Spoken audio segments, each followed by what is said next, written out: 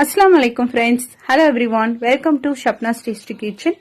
இன்னைக்கு நம்ம பார்க்க போறது ஒரு சிம்பிளான சூப்பரான ரொம்ப ஈஸியா பண்ணக்கூடிய பொட்டேட்டோ வச்சு ஸ்நாக்ஸ் ரெசிபி தான் பார்க்க போறோம். வாங்க வீடியோக்குள்ள போகலாம்.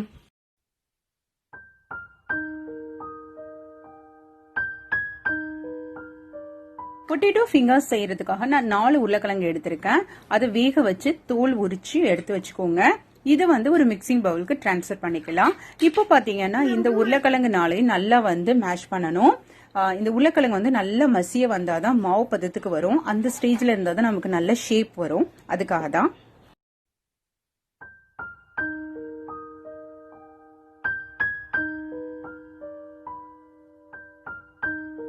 நல்லா இந்த ஸ்டேஜ் அளவுக்கு நம்ம மசிச்சு வச்சுக்கலாம். இப்போ இதுல 1 டேபிள் ஸ்பூன் கார்ன்ஃபிளவர் ஆர் மைதா ஏதாவது ஒன்னு எடுத்து சேர்த்துக்கோங்க. இது கூட 1 டேபிள் ஸ்பூன் அளவுக்கு ரவா சேர்த்துக்கோங்க. 2 டேபிள் ஸ்பூன் அளவுக்கு அரிசி மாவு சேர்த்துக்கோங்க.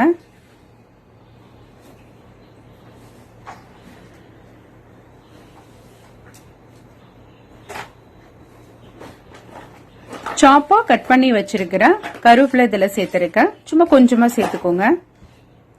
இது கூட கொத்தமல்லியும் நல்ல சாப்பா கட் பண்ணி சேர்த்துக்கலாம். 1 டீஸ்பூன் மிளகுத்தூள் பெப்பர் நல்லா பொடி பண்ணி எடுத்துக்கோங்க. 1 டீஸ்பூன் மிளகாய் தூள். இது 2 மட்டும்தான் இதுக்கு காரம்.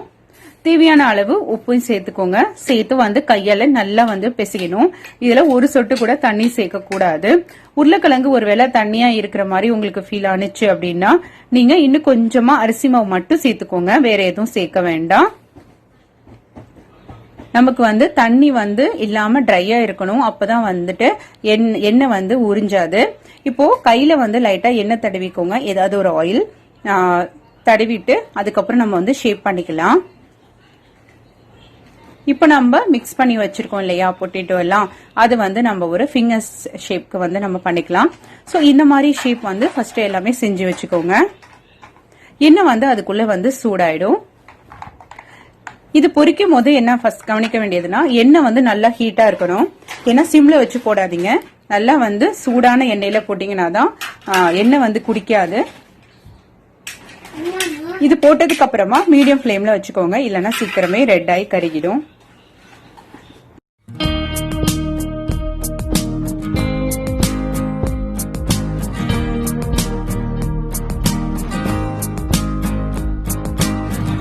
ஒரு சைடு வெந்ததுக்கு அப்புறம் இன்னொரு சைடு லைட்டா அப்படி திருப்பி விட்டுக்கோங்க. நல்லா திருப்பிட்டு கோல்டன் பிரவுன் வரும்போது நம்ம இதை எடுத்துடலாம்.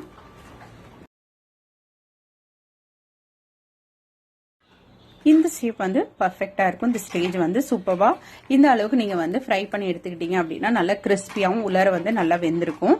இப்போ அடுத்த பேட்ச் போட்டுக்கலாம். இதே மாதிரி ஒவ்வொரு பேட்சை நம்ம ஃப்ரை பண்ணி எடுத்துக்கலாம்.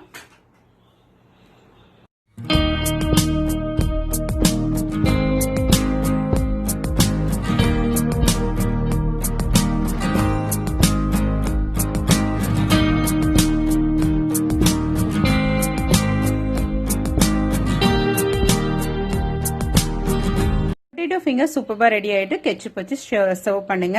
இந்த டிஷ் உங்க எல்லாருக்கும் ரொம்ப பிடிச்சிருக்கும்னு நினைக்கிறேன். பிடிச்சிருந்தா லைக் பண்ணுங்க, ஷேர் பண்ணுங்க. மறக்காம என்னோட சேனலுக்கு சப்ஸ்கிரைப் பண்ணுங்க ஃப்ரெண்ட்ஸ். இன்னொரு நல்ல ரெசிபியோட மறுபடியும் உங்களை மீட் பண்றேன்.